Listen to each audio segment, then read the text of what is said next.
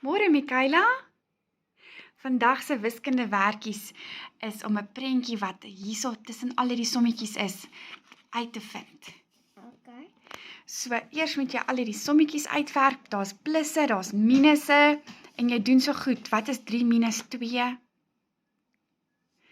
Sy skryf in potlood die antwoord onder die sommetjie.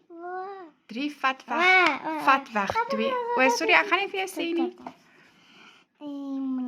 En dan het ek vir haar hierso gemerk, al die 7's moet oranje wees, ene bruin, die 8's is groen. So ons het nie hierdie oulike merkertjies nie, wat mens kan stempel. Miskien moet ons dit gaan soek in 'n Crazy Store.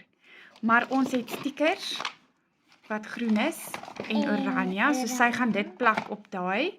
En as dit nou nie 'n nommer hierso het nie, soos die 6, dan bly dit net wit.